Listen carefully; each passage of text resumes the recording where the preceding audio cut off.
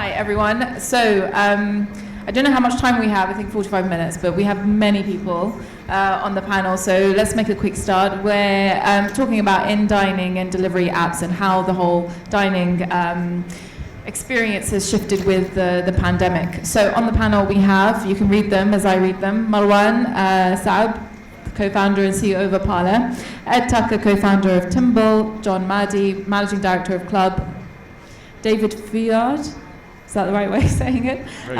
Co-founder of EatApp, and Ben Mouflard, co-founder of Chatfood. Hi, guys. Hi. Maybe we can start, each of you tell me exactly what it is that your business does in 10 seconds. We're a smart service platform for F&B and hospitality, providing ordering and communication solutions. Fantastic. Ed? We're a crypto-based payments solution and NFT reward platform for the restaurant operators. John? Club is a payment solution for dine-in restaurants. Simple as that. And menus as well, right? And menus, but the core focus is on payment solutions. Okay. John? David, sorry. Yeah, we are a global SaaS software company, and we try to cover the full customer experience in dining. Okay, and Ben? So we are Chatfood, so we are the leading mobile ordering and payment solution for hospitality brands in the Gulf countries, helping more than 1 million users and driving $100 million of transactions for restaurants, delivery or dining. Okay, fantastic. Thanks for sticking to the timing. Ben, I'll start with you. You guys focused on delivery first, and now you're going in-house, well, in dining. If you can talk a bit about how that consumer behavior has shifted with the pandemic and why you're now focusing on in dining. Well, first, during the pandemic, dining was closed, so restaurants had to level up their experience on the delivery side, and they had to find another way to sell. And they could not only sell through third-party aggregators like Deliveroo or Talabat, but they wanted also to sell directly. So we helped them to connect with their customers and sell directly. During the pandemic, it's educated consumers to like convenience of ordering, fast experience. So when things started to reopen, consumers wanted basically to have the same experience when they came back inside restaurants. They didn't want anymore to wait before they can place an order. When they are done with their meal, they want to be able to just pay and go easily. So it was just the natural extensions to think about like the mobile ordering that we built for delivery could be also very useful for the dining. And actually, it's even not us, but our restaurants who started to use our ordering system inside their venues. And so we just built from there. And it's actually quite cool because then our restaurants can see like the full journey of customers. They can realize that there is not like different customers, like one for dining and one for delivery, but there is one customer that sometimes come for delivery and sometimes come inside their restaurant. So it's nice for them to be able to understand this whole journey and behavior of their customers. We'll focus a bit more on the payment space in a bit, but David, I want to know how the restaurants reacted as well. I mean, consumer behavior shifted, so what did they do? Or how did their needs change? Yeah, so like to complement what Ben was saying is like we had like this drastic shift, right, during COVID. And so like for us, we only do dining. And what was very interesting was that, yeah, like when restaurants start reopening, like you need to attract more, you need to offer like a better customer experience. And so like what we've seen is like restaurants which already use software wanted to know way more about their customers and like have a deeper understanding of them. And the restaurants which were not using software, all of a sudden had like this push of like, I need now to get online, I need to understand like what's happening in my restaurant, and I need to start taking decisions based on data. What like so many industries that have been through, restaurants is like still backward in that way. And so yeah, we saw massive adoption, first time user restaurants who wants to use software, and the restaurants which were already using it, really going and say like, I want to go deeper, I really want to have a deeper understanding. Marwan, how did you see it, and what were the main issues before the pandemic within the restaurant business? How has that shifted? So there were two parts of it. The issue was the venues themselves. Hospitality is a very traditional kind of approach, and the idea of letting the customer do things for themselves was kind of counterintuitive for them. But they never spoke to their customers and see what they actually wanted. When everything shut down, people got used to, I can order very quickly through online, through an app, and I don't have to worry about it if I just want food. When they opened up again, all of a sudden they wanted an experience. Now, problem with an experience is not just having someone come and talk to you, but getting a good service, a fast service, and having people create an atmosphere. What we've noticed with the venues that actually use us, and there's one in particular that does it very well, orders have to go through our platform, and all their customers are happy to do that. The staff will sit down talking to you for 10 minutes about anything you like. They'll create an atmosphere that makes you want to come back, because it's not just the food or the drinks that'll make you come back, but it's the environment. Because if I just want food or drink, I can order it online. So that is becoming a major shift. And now they're talking to their customers. You have coffee shop that I just want to come in, sit down, work, and not talk to anyone. And giving them the opportunity to do what they want and having those kind of options to the customer is becoming quite critical. John, how is technology creating that kind of experience that Marwan is talking about? I mean, when you're in a restaurant, you're there because you want to be around people. Yeah, but I think we also solve for an inefficiency in the restaurant. So the main problems we solve for is you can be done with your meal and you can end up waiting for the waiter for 5, 10, 15 minutes to get his attention in the busy time to pay your bill and leave. So we actually empower the customer. We give them the option to leave whenever they want to. We can be out as a group of friends. I want to leave early. Do I need to go to the waiter, tell him I want to pay that bit? Again, we're solving for an inefficiency there. If you're out with a large group of friends and you have 10 people wanting to split the bill and the waiter has to go 10 times with the payment terminal, as painful as it is for the waiter, it's very inefficient for the restaurants. It's costing them 10 to 15 minutes, again, per table. So there's a big inefficiency kind of in the dining space that this is what we're trying to focus on. And that's why I said on the payment side alone, there's a lot of kind of room to give back restaurants time that they can actually up the revenue from. Ed, is this, we're talking a lot about efficiency. Is this an efficiency play or is it a data play, particularly with regards to the payments in dining? Well, I think that's a great question. We, from Timbl, we actually approached this from a data perspective, and we said, how can we help restaurant operators capture better data, but then actually have that data in their hands to use in real time or near real time. And the obvious place to target was the payment mechanism. Not everybody has to use the Wi-Fi. Not everybody has to use a loyalty solution whenever they come into a restaurant, but the one thing everybody has to do is pay. So we actually approached it from that angle. It has some added benefits. It obviously has added benefits around efficiency of table turnover. It has some benefits on additional GMV and higher tip rates, which are all great operational benefits for the restaurants. But for us, we believe actually it presents a really great opportunity for restaurant operators to harness that data and then use that data effectively to grow their business. This isn't about cost savings or small efficiency gains. This is about growing your business and creating a competitive advantage. What kind of data are you collecting? I'd like to hear from everyone. What sort of data are you collecting at that point? So through the POS integration that we do, which creates the seamless payment mechanism, we get all the transactional data. So everything that's been ordered, the time the check was opened, all the individual line items, the amount that's been paid. And we've also done a data capture on the individual. So the first time you use Timbl, you actually do a very, very quick registration, which allows us to then pin your future transactions to your individual profile. All the users have to accept an end-user license agreement. We're fully GDPR compliant and compliant with any data privacy laws that operate within the regions that we are. But what it really effectively allows us to do is combine customer data with transactional data, and then in the background we have our data scientists running our machine learning and our AR algorithms to actually bring out these visualizations in a way that the restaurant operator at a glance can see exactly what's going on, who my best customers are, what the spend patterns and consumption patterns are, and then what the next action I need to take is. Is this how you guys collect data as well? Is this the kind of data points that you guys all look at? John, Ben, who wants to go first? Ben? Yeah, no, definitely. You just said it. It's a mix of like first-party data about the consumer and what they do when they come into your restaurant and when they order. So I think it's the first time for hospitality business where they have the ability to be able to collect those two types of data, to know who are they selling to, and to know what type of goods those people are buying. And this is absolutely key for them to unlock a lot of efficiency that we talked about. Yesterday there was a panel about the delivery side, and they were saying that one of the key challenge for restaurants to grow sustainably and develop themselves is access to data. When they sell just online, so they don't have this access to data. And we know, and for the first time, they have technology that enables them to have that access to data. It's very important for marketing, for growing your business. But at the end of the day, it's also very important for the connection that you can create with your customers.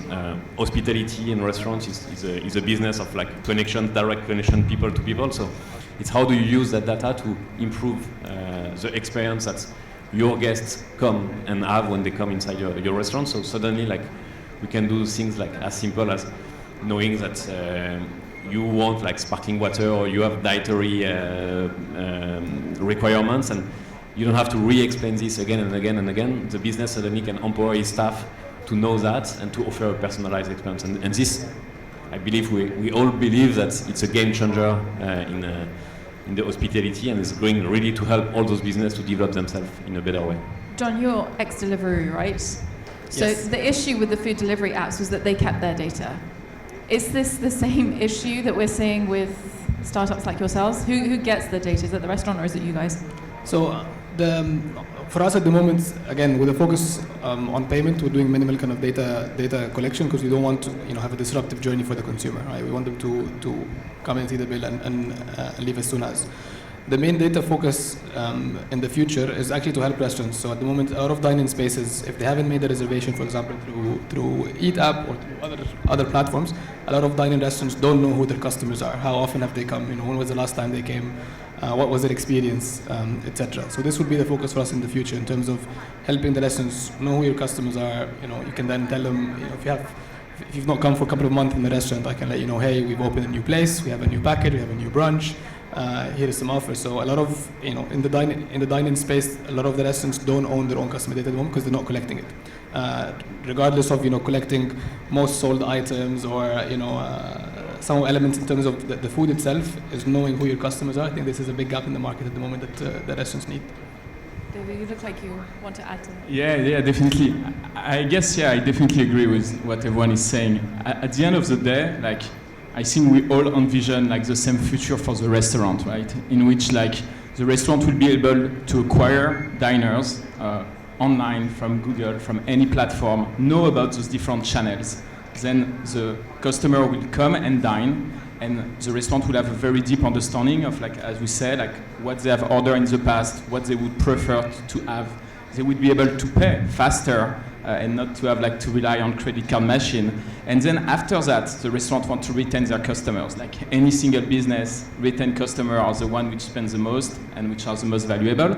And this is where marketing, reviews, starting when you have the full data set, you can start applying machine learning, and then you can start taking decision for the restaurant on behalf of the restaurants. And so then it's really having this piece of software which helps the restaurant make your restaurant more successful and grow faster. I mean, right now you're talking about efficiency, tips are increasing, you're cutting down times for payment, but can this data eventually be used to personalize menus perhaps for individuals, for people who go in? Marwan? I mean, for us, we don't actually put a gateway where the customer has to log in. The main thing is we want you to be able to order and pay. But we can do that. We can plug into existing systems that the vendors might have, the venues, whether it's loyalty or their own profiling. But it's not just about the personal information. I mean, there's a lot of data that you can get from user habits. We've had venues change their menu based on comments that the customers were actually leaving. Where before you tell the waiter, can I have this, can I have that? And the answer is, sorry, we don't offer this. But that never made it to the chefs. That never made it to management. Now all that information is stored and they can download it and they can see it. And based on that, they're making changes to their menu. So that's information you didn't have a way of getting it before. The other thing is, my only concern with login is, if I'm going to a venue to order, I don't want to log in. I'm not going to. There's no reason unless you really give me something in return. Say, log in and we'll give you 50% off, maybe. But you have to be able to give them both kind of ability to be able to do certain things. And you gotta make sure that the venue owns their data. You gotta have the data to be able to do other business decisions with. But at the end of the day, the customer is coming to that venue and it's their customer. We're there to kind of help them out with it. Ben, would you like to add? No, I completely agree with what he said. I do believe that in the future, probably nobody will go into now. If you go into a restaurant, every restaurant has a QR code, and I think it's fair to say that what the experience after is a bit dumb and not really a nice experience. But in the future, we can really imagine that nobody will have the same menu based on what you have done in the past, your connection with that restaurant. Every menu will be personalized, and this is where the experience can really be elevated. Is when you have this one tool that helps you to really like understand your customers better. We often, like when we discuss with operators, we often face this challenge about, okay, but I still want the personal touch. And I think for the first time in probably like in history, in the hospitality, like there is an opportunity for technology to really serve restaurants and be useful for them and really like add a lot of value instead of just like taking value from them. So that's super exciting for the future. And so I just want the personal touch thing is actually something quite interesting, because the worst service you'll get in a venue is when it's dead or when it's busy. When it's dead, they won't even realize you're there, they're doing something else. When it's busy, they have no time to talk to you. And quite often when you want to ask a question, sorry, I'll just take your order and I'll go somewhere else. By having a platform like ours, it allows the staff to talk to you, knowing the next table can still order, can do something else. So it adds more of that personal touch. Knowing the fact that when I come in and look at the menu, it can be customized based on my behavior. So the personal touch that they're talking about is gone the moment that a place is busy. And we can bring that back and help them make it more efficient so the staff has time to talk to you. I would agree and disagree, respectfully. I think there are different levels of restaurants, and they have different levels of experience. And certainly from the merchants that we speak to, the theatre of dining remains incredibly important to them. They want the menus, they want the staff interacting with their customers. The one pain point that we can help them take away is just the payment mechanism and just get that efficiency done. But every other part of that touch point and that experience is very, very important to what they've created. And I think, there are merchants that actually the order through app thing is the perfect solution, and there are merchants that actually still require that human interaction throughout the entire experience. And I think it should be a combination of both. If you have one, doesn't mean you can't have the other at the same time. But I agree, some venues, when you have the waiter standing next to you all the time, you don't need that. What has been your experience with the restaurants? Are they happy to adopt your solution, or is there still a lot of education that needs to be done? It's interesting, over the past year I think it has become easier and easier to have the conversation. Certainly when we started out, it was more challenging to get in front of them. As we have come out of the pandemic, as they have started to hear about things like the fast payment mechanism that suddenly kind of blazed a trail over in Europe with 124 million raise last year, people are starting to be open to it. We've certainly seen our partners become much more interested in the efficiencies that it can deliver them, and we're having many, many more people reach out to us directly and say, hey guys, what is this all about? Can I hear about it? But it's certainly been a harder slog to this point than we envisage it going forward. John, one could argue that the biggest beneficiary of the pandemic has been the QR code. It's not a new technology, but why are consumers now kind of willing to use it? And how does one make it more exciting as a technology? I think 100%. I mean, the timing could not have been any better now. So, I mean, 3 years ago, if you went to restaurants and say, hey, can you put a QR code on your table, the answer would have been simply no. At the beginning of the pandemic, actually, a few of the aggregators, when it was Deliveroo, and I think even Zomato tried, where you can actually place an order contactless. Deliveroo had the option. The UK was called table service. We on purpose did not launch it here. Again, there was no readiness for it. Restaurants were still, having that option. They would still give you a menu on a tablet. They would still give you a menu physically, and then the waiter would still come. So basically, all 4 options were there. With the QR code basically being a very acceptable method now, even at the very high dining places for the menu, that's now definitely, to that point, helping a lot of the discussions. When you go to restaurants, they already have a QR code for the menu. So if you're actually bringing something extra to them, the discussion is a bit easier. To the point raised earlier, but every restaurant has different needs from an operational and from the experience point of view. So we do hear the mix in terms of, I want to still, give my full customer experience and have the waiter there, and he wants to tell you, how was your day and what's the specials of the day, etc. Others actually, no, I want to do the ordering, and I don't mind having the ordering, for example, from a software. So it's very mixed, and there's very different segments of restaurants that have very different needs at the moment.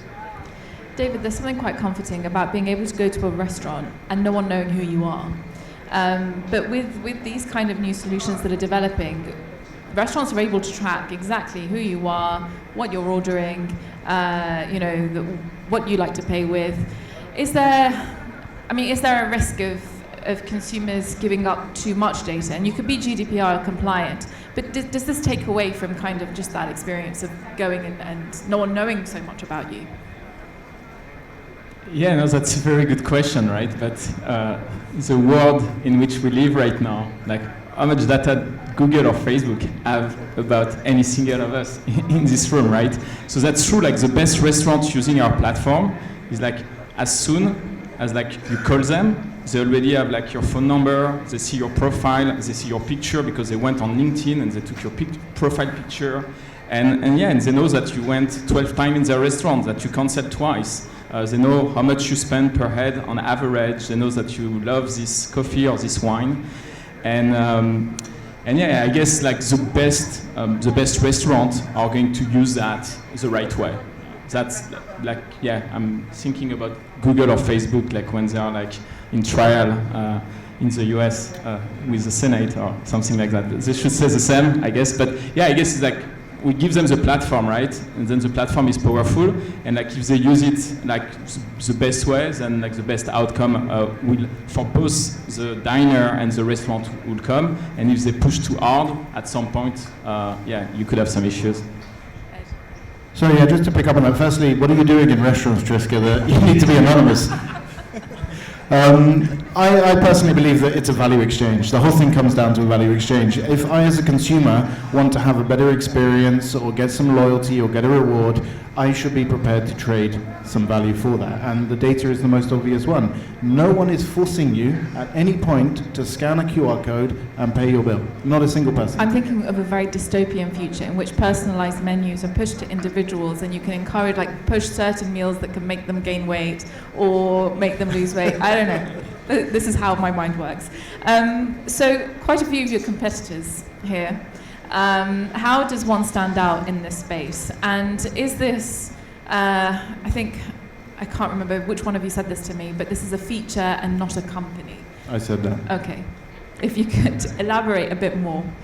Well, I think at the very core of it, fast payments itself is a feature. You know, this is not something that is going to move the needle so massively for a restaurant that it's a business within its own right. It's also something that a POS company could very easily develop and just create. So, you know, with it, we at Timbl believe that fast payments is a fantastic consumer experience. Consumer demand is going to drive adoption of this.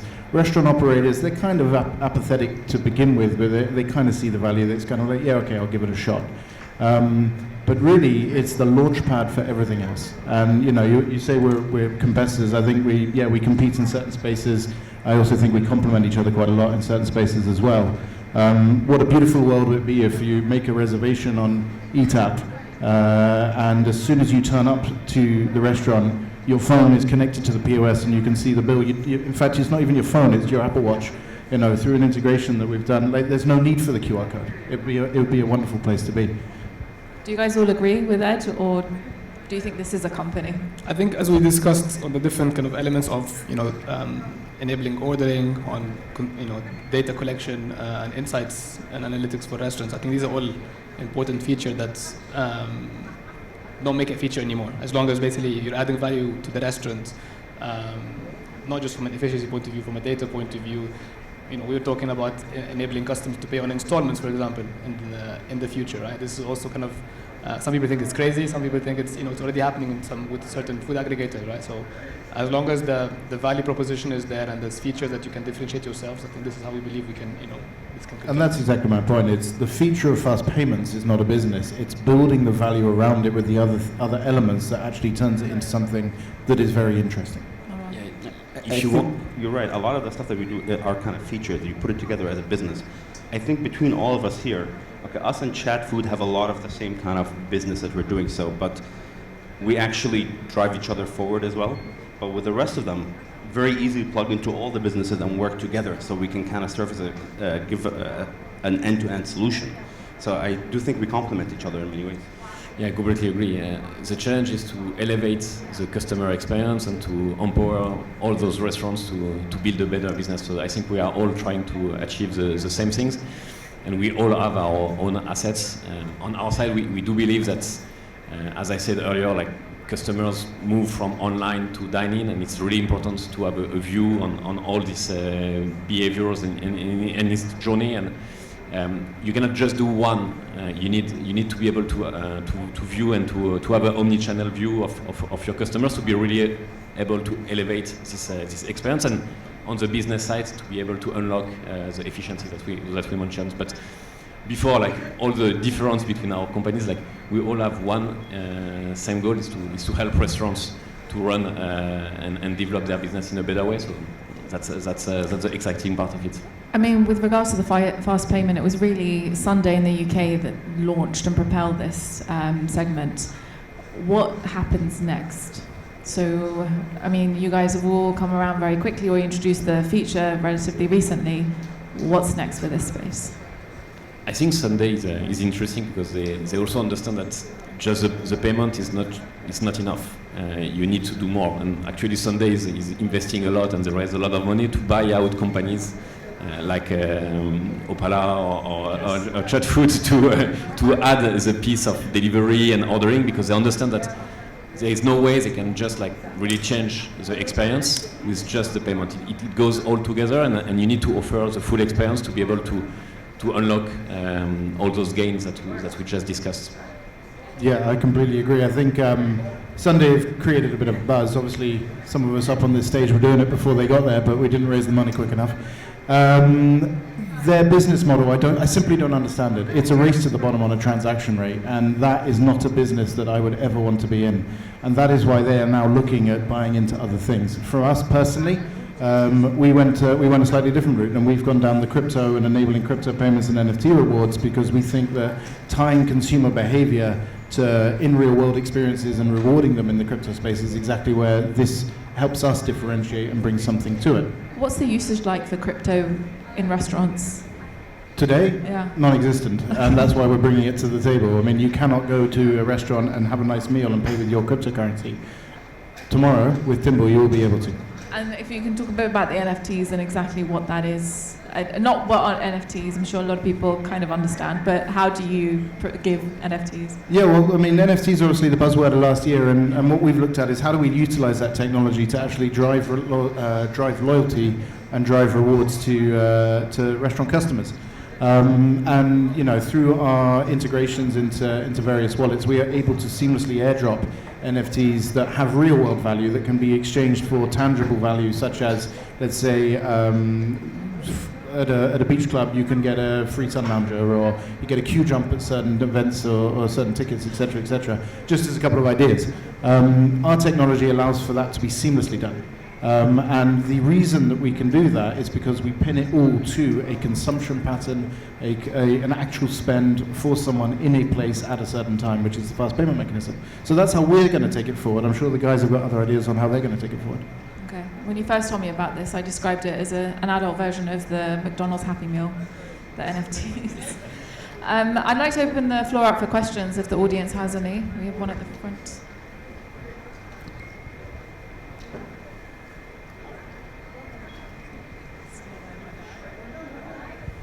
Switch it on.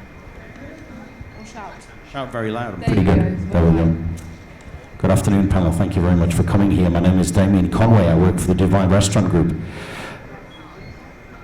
I'm going to cut straight to it because you're all pretty sharp. I operate restaurants. Data is our problem. Data is being sold by those naughty little people we call Zeliverbat. It's causing us big problems. Promise me now that you will never sell a restaurant's data, or my data, or her data, or her data, or her data, to anybody else. Put your hand up if you agree. It's a yes or no question.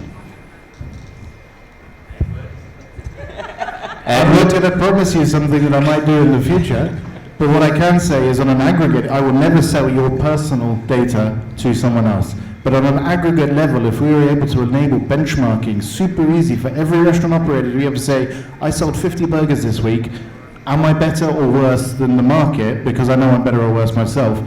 Would you consider that as me selling your data to someone else? No, because you're a good guy.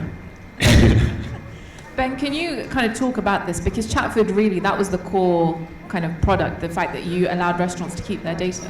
Yeah, we work with 6,000 plus restaurants, so we have a lot of data on that front. So basically the idea is that we want to take what's good from the aggregators. So what's good is the convenience, the easiness to be able to place your order, the fact that you don't have to add your payment details, add your details again and again. So Chatfood is all about these restaurants coming together. So when you order from one restaurant on Chatfood, you sign up for the first time, and then you can go to any other restaurant using Chatfood and not have to do this painful process of entering again your details. So every time you order from one restaurant, the restaurants collect the data. But no restaurant can have access to any other data that they didn't collect from the ordering. So I think we did this quite well for the last 2 years, and it's actually a model that works nice. Like the consumer gets what he wants, which is the convenience, and the restaurants gets access to the data that belongs to them, but in a fair way that helps them to grow. So moving forward, I do believe that it's a model that can really help like have restaurants and have consumers like grow together and develop themselves together in a fair way and in a nice way. Do you have a follow-up? That was actually the follow-up question was, we appealed to the panel to help us to fight the aforementioned Zeliverbat, and Ben's just answered there. I think on that point, just to add one thing is that, as you say, like why Deliveroo or Talabat are so powerful is because they have access to the customers and they have this pool of customers on the delivery side. Now, if you look at the size of the market, of course, delivery is growing a lot, but it's still just a $5 billion market versus the $40 billion market of dine-in restaurants. So you have, as a restaurant owner, you have access to potentially a lot of your customers when they come inside your restaurant. So the message here today is that you can, of course, try to fight directly Deliveroo and so on, but there is a lot of things that you can do in between to connect with your customers who come inside your restaurants, build this database, build this CRM, and build the right balance between Deliveroo, Talabat, and your own business. The idea here is not to say that there is only bad things from Deliveroo. They have a lot of advantage and they bring a lot of things on the discovery side, but it's how restaurants can find the right balance and build a sustainable model for them on the long term. Okay, any more questions? At the front here, please. Afternoon, guys. Good chat today. Thanks for coming. I have a question on individual brands creating their own apps and platforms versus an aggregator or, kind of a hybrid model that Ben has, which is individual, but, within an ecosystem of a company. What do you guys feel about brands creating their own apps? If we take, for example, the most successful uptake is Starbucks, which is 24%. What do you guys think about, single brands creating their own platforms? Anyone can take it. Apps specifically are actually the people downloading apps is going down, and spending money on an app doesn't really make sense. But you don't. I'm going to stop you. You won't need an app if you've got a QR code. Well, if yeah, you just scan I'm it, it'll talking just take you. going into platforms like ours, which are cloud-based, and it can be individualized to specific brands, while without having all the expense that goes into actually having an app. The aggregators to me is becoming, look, I'm hungry, I just want something, let me see what's around me and I'll pick something. But if you have a loyalty to a brand, or if you want a specific type of meal, then you will go to these kind of platforms and say, okay, I want to order from that place. And I think that's where the restaurants have to be able to build that loyalty and that kind of brand idea, instead of just saying, I'm another burger. Just find me there and I'm going to compete on the price. I'm giving you something that you're going to want and ask for in person. I mean, I'd like to ask this gentleman, would you be willing to build your own in-house solution, whether it's for payment or ordering? No. And why is that? They don't work. As much as I'll talk down Zeliverbat, as we call them, we need a marketplace of a minimum of 6 brands on one app. This is because the average consumer in Dubai is actually loyal to 5 or 6 brands. So getting one brand website, one brand app, they won't download it, they won't use it. And even the mighty Starbucks, and Starbucks in our business is the giant, they chuck up a drive-through in 20 minutes in Barsha. They're awesome. Even they can only get 26%, Just to add on this, when you are hungry, there is nothing more important than to be able to place your order fast. So it's all about convenience and speed. So is it more convenient to go and download an app? No, you want the fastest way to be able to place your order. And this is the most important. So the app side, I would really challenge the ability to scale that in the right way. John, do you want to add? Yeah, Why is delivery so awful? No, I mean, I'm not a delivery one. No, but as a consumer, right? And I always think as a consumer, I don't want to have 100 food apps on my phone, right? And that's why I think to the point here is like, you're not going to download an app for every single brand you want to go to. The brands that have big scale, especially in the QSR space, right? I mean, you can see the McDonald's app ads all over Sheikh Zayed Road every day, every week. Because they have scale, they have a loyalty program, there's certain perks, etc. So for very select few, I think Starbucks is a good example as well. They have massive consumer base. There's an extra, perk maybe you get as a customer. There's loyalty programs embedded. For these, I would think they make sense. Otherwise, as a consumer, no one will want to download hundreds of apps for every individual brand. Thank you. There's a question over there.